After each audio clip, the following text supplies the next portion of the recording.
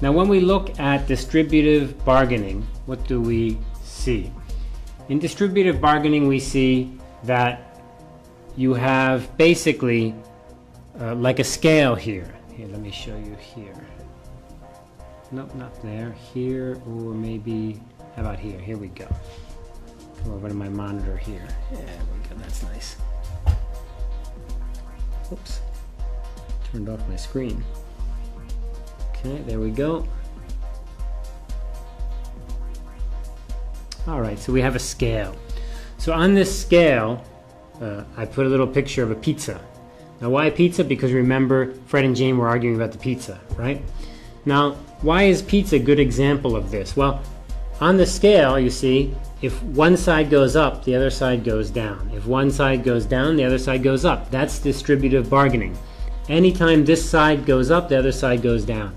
What one side wins, the other side loses. What one side loses, the other side wins. So you win, I lose. I win, you lose. So that's what distributive bargaining is. Both sides are in direct conflict, and there's really not a lot you can do to change that. The resources are fixed. What does it mean to be fixed? Just like in this picture here. It's a pizza. It's a round pizza. There's no more pizza, that's it. We cannot go buy more. There's no more. We got to split up this pizza. If you get one piece, I get one piece less. If I get one piece, you get one piece less. So in the case of Jane and Fred, that was extreme. They only have one little tiny piece. But same thing. If they cut it in half, one person gets half, the other person gets half. Would that be okay? Well, no, because Fred and Jane want to be full. They want to eat enough so that they're not hungry, and half is not enough. So they both want to eat the whole piece. In any case, Fred wants more and Jane wants more. They both want more. So someone is going to have to win and somebody's going to have to lose. And you say, well, Professor Warden, what if they just cut the pizza in half and they both are a little bit happy? Isn't that good? I mean, yeah, they still might be hungry, but at least Fred gets a little bit and Jane gets a little bit. And the answer to that is, in that case, yes, you're right. Fred will get a little bit and Jane will get a little bit, and Fred will be a little bit less hungry and Jane will be a little bit less hungry.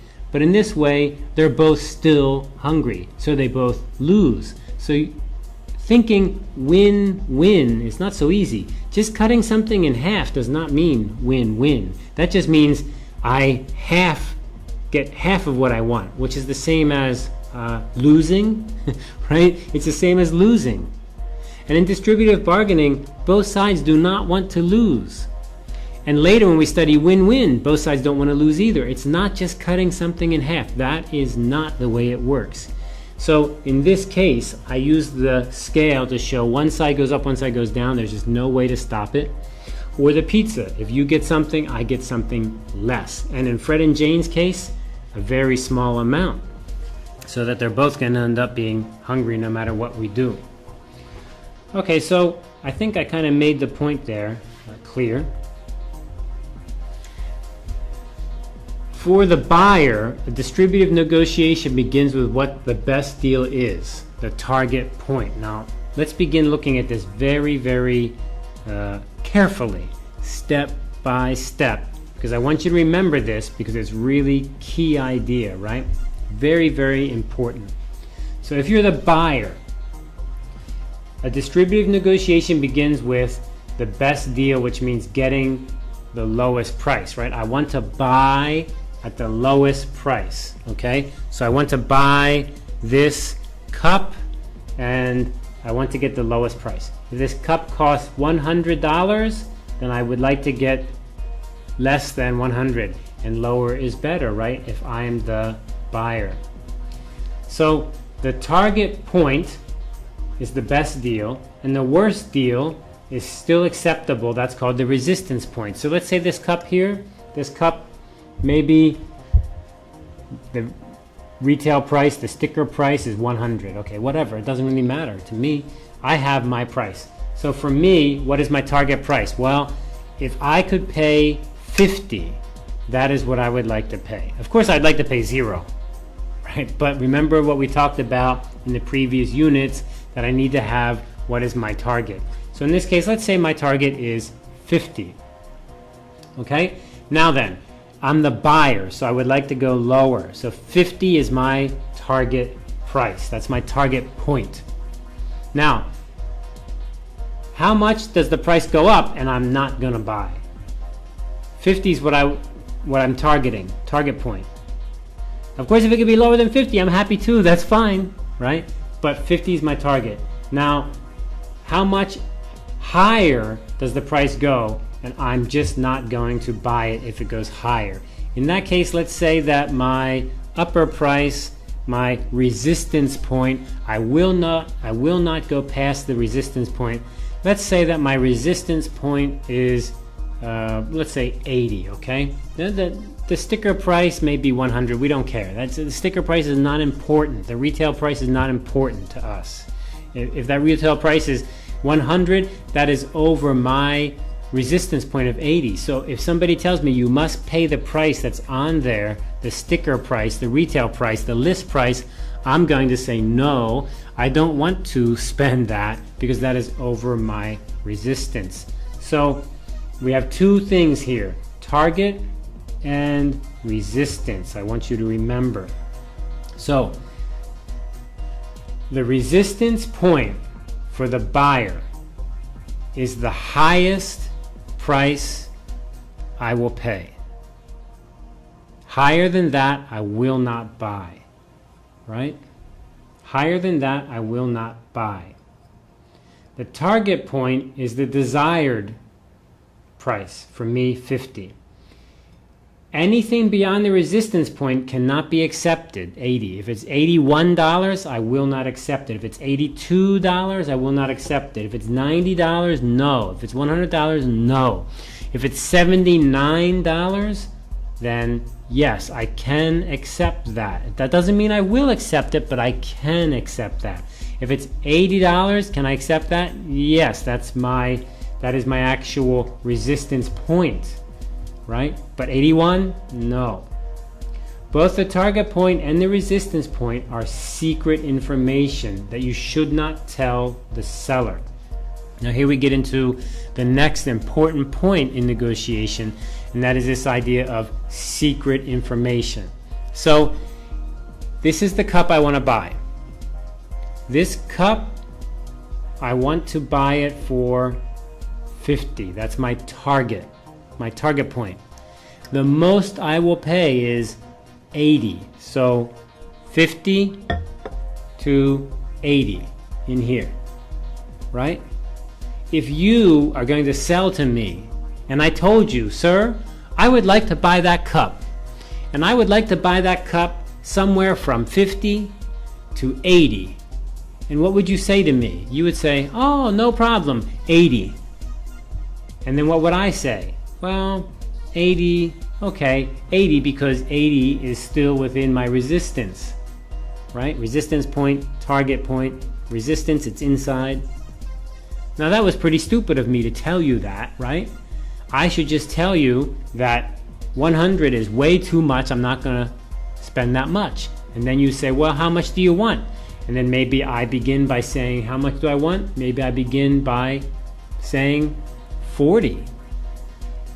And then we can work up like that, right?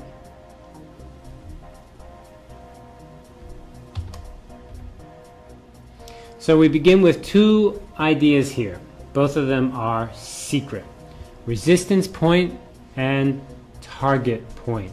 Please remember those. Those are so awesomely up here, right? Resistance point and target point. Okay? Secret information. You never want to tell the other side. In this case, the seller. You never want to tell the seller. Okay, now then, let's change perspective a little bit. Now the seller is a little bit different, right? If the seller is selling this cup, then the seller must begin with a price, right? Because he's selling it. I mean, you cannot go and ask, I would like to buy that cup, how much is it? And the seller says, I don't know. How much money do you have?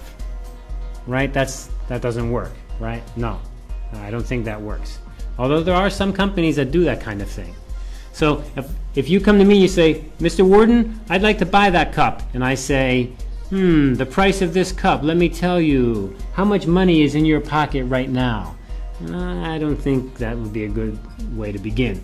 What do we normally begin with? Normally, you go to the seller and there's a price there, a sticker price or a list price or a retail price. And that price is listed there. Or you can ask me and I tell you, 100. This cup is 100. So the seller must always begin. The seller must always begin with some public information. And that public information is going to be the price. So we call this the seller's asking price. The seller's asking price.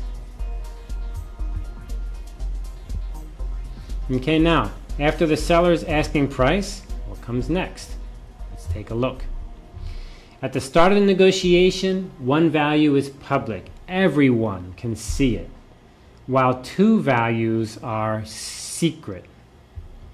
So the asking price, the selling price, the retail price, the list price, this in fact is public. Two other values are secret, but we'll talk about that in a second. So the first step is for the buyer to decide how much to offer, or the initial starting offer. Right? So if I go to buy the cup and the list price is 100, I must decide, what do I say to begin with? Do I say 0? You should give me that cup for free, please. Well, I can't start with, I guess I could start with 0, but no one's going to take me serious, right?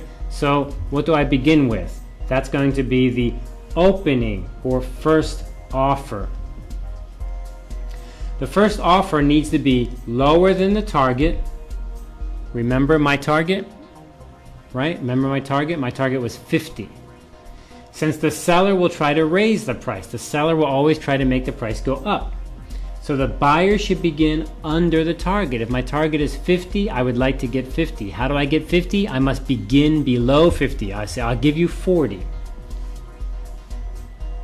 So here we have this little chart, and I like this a lot. We can see on this graph here, on this line, we have three things so far. On the right side, we have the buyer's resistance point. That is, I will not spend more than this. In my case, the example was 80. I will not spend more than 80. Then you have the buyer's target point. In my case, was 50 for the cup. So I will spend more. I will definitely spend less than this. I'm happy to spend less. The question is, though, what do I want to get? I wanted to get 80. And then we have the first offer. So maybe I begin my offer down around 40. And then in this chart here, we have a different example. So we have 12,000 is the buyer's resistance point. More than 12,000, too much. He wants to get 9,000. So where does he begin? He begins down around 7,500. And the one more piece of information there is what? It's the seller's asking price. That's public information, isn't it? The seller's asking price. Okay, so I really like you to look carefully at this. Whoops, there we go. Turn on my screen again. Very sensitive this screen is. I want you to look very carefully in your book at this and begin to understand the difference between the buyer and the seller. I think it's easy for you to understand. I think you do it every day, you understand it.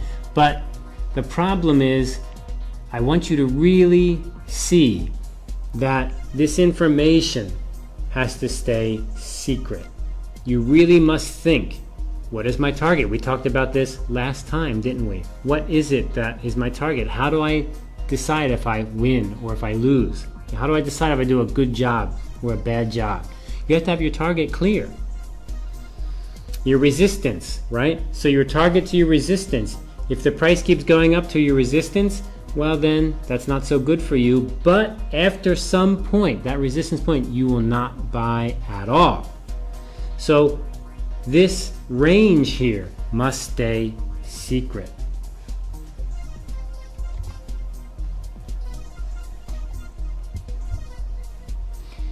If the buyer's first offer is too low for the seller, then the seller will not want to sell. So now we begin to look at this.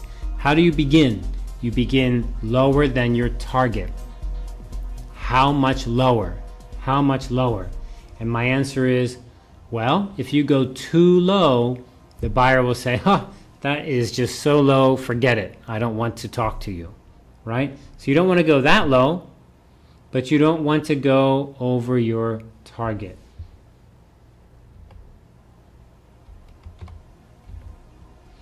This means the first offer must be higher than the seller's resistance point. So now we bring in the seller's resistance point. Remember the buyer's resistance point? That is the highest price the buyer will pay. Higher than that is too high. What about the seller's resistance point? Well, the seller is different. The seller would like the price to go up and up and up. The buyer would like the price to go down and down and down. So for the seller, if the price goes too low, the seller will lose money. So the seller has a resistance point also. What is that? That's the lowest price the seller will sell for. However, this lowest price the seller will sell for, it's secret. It's secret. He's not going to tell you what it is. I mean, he may say that he knows. He may tell you something, but it will not necessarily be true. So this is the seller's resistance point. And for the seller's resistance point and the buyer's resistance point, they are apart. They are not together. I mean, usually they'd be apart. If they're together, there's no negotiation. Everything's already agreed upon. So they are apart.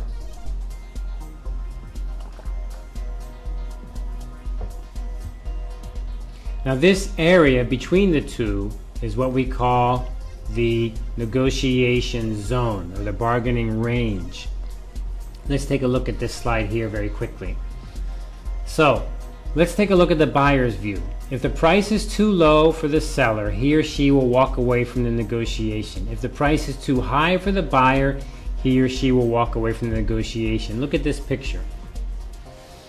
So if you look at the very bottom, that's called the bargaining range. The bargaining range. The bargaining range meaning we can have the price go all the way down in this example to 7,000. Or the price could go all the way up to 12,000. So 7,000 to 12,000 is the bargaining range. Lower than 7,000. If the price goes under 7,000, guess what? That price is too low for the seller. That price is too low for the seller. That means the buyer's offer is too low. What does too low mean? It means the seller just says, nope, I don't want to talk to you. Negotiation over. How about the other end? 12,000. Can the price go over 12,000? No.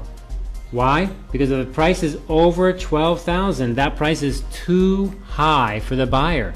Too high for the buyer. That means the seller's offer is too high.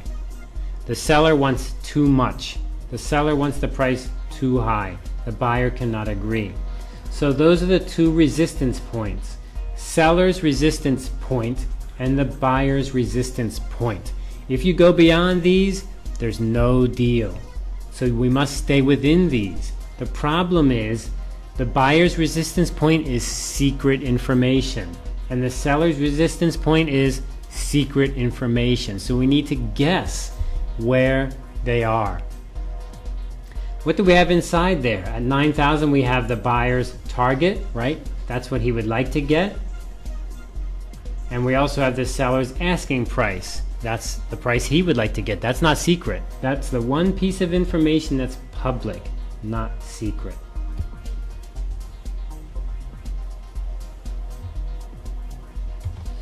Each side must have their own goals clear, and guess what the other side's secrets are. Now this is another thing that I want you to think about in negotiation.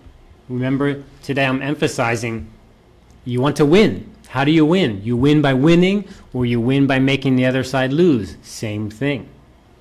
Another key point today, which sounds, again, it sounds not nice, and that is you want to keep your information secret. I want to keep my information secret, but you want to get the other side's secret information out. How do you get it? There are many ways, and none of them are too good. They're all kind of trick the other side, fool the other side, make them say something they don't mean to say, get them confused, get that information. Of course, they don't want to give it to you, so you need to get it somehow. So that's how you can win.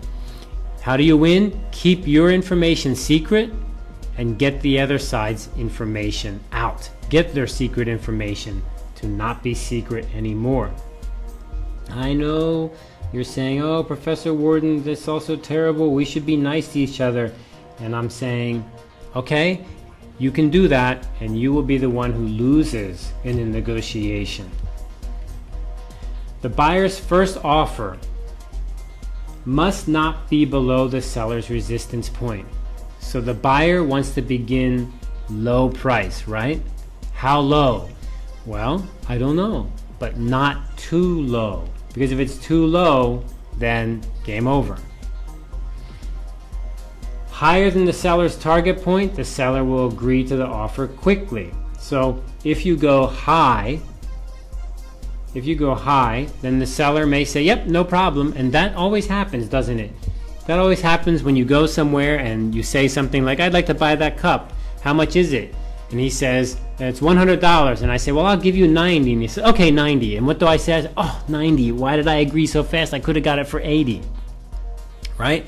So if you go high enough, right, then you're going to be past that target of the seller. And the seller will happy to give it to you because it's over the target, no problem. So here we have the chart again. Look at this closely with me.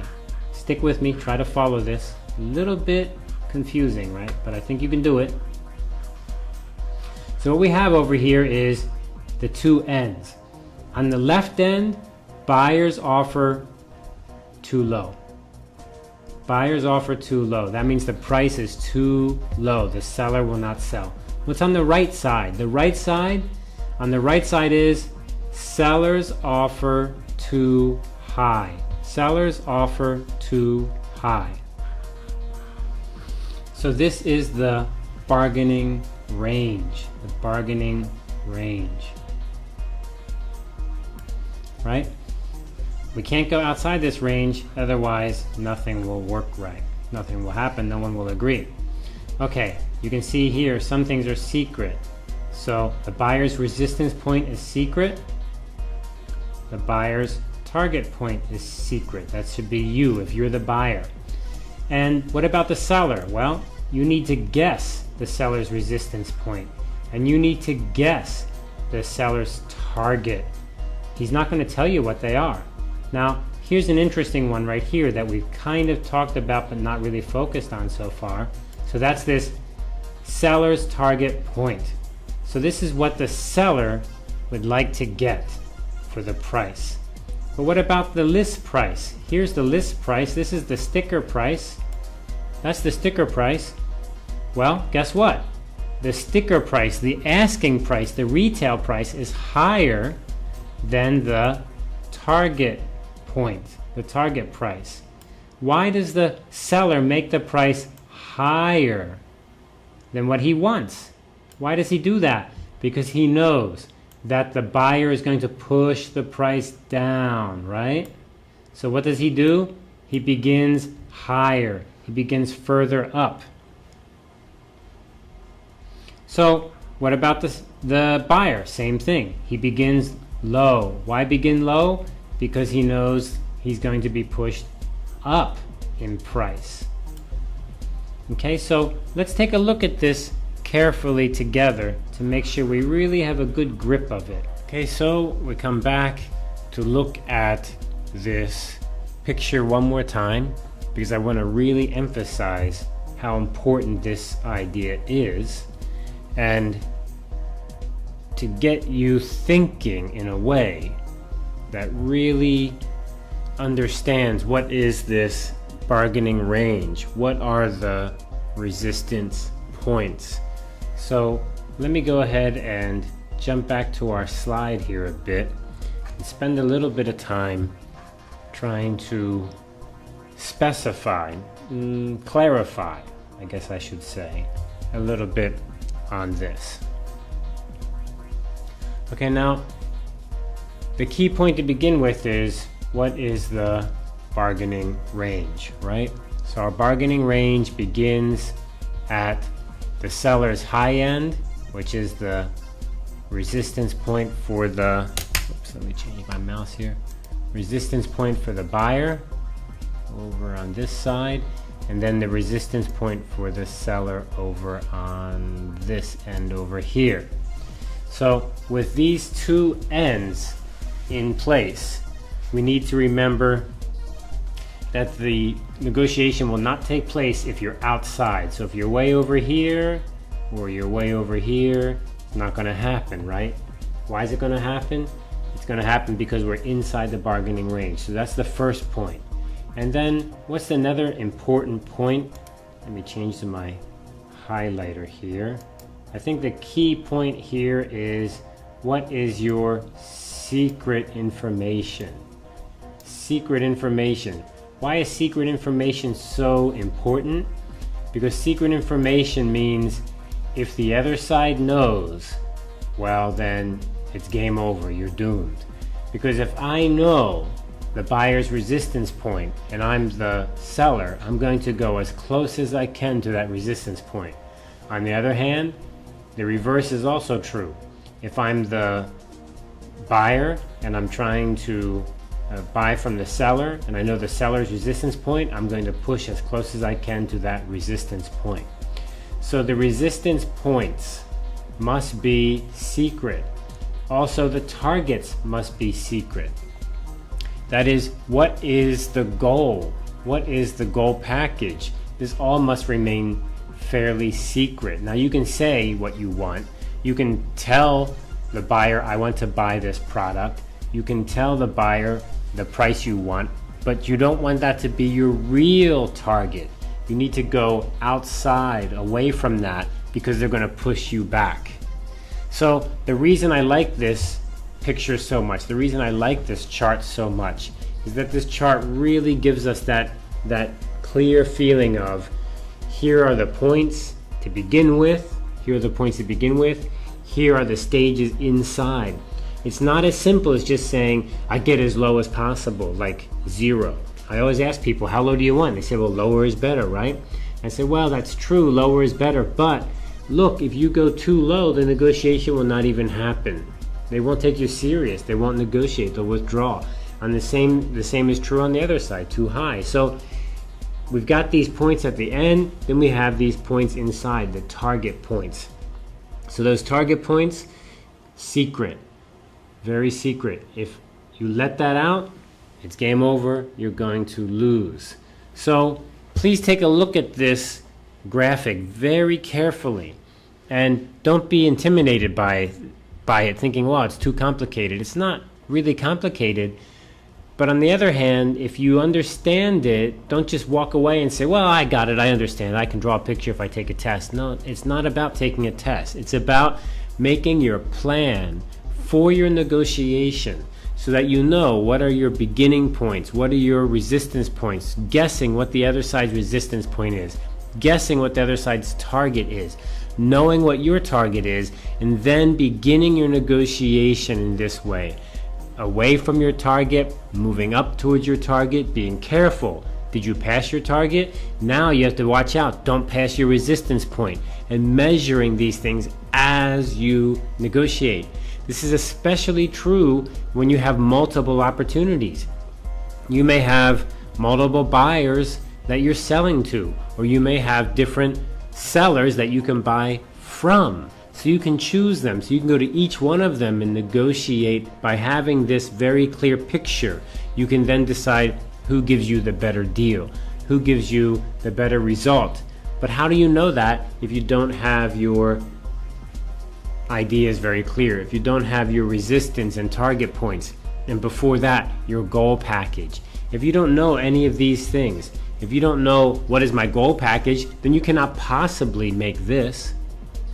And if you don't make this, then when you go to negotiate, all you're thinking is, what's my goal package? That's what I want. That's kind of like hit or miss. I get 100% or I get nothing.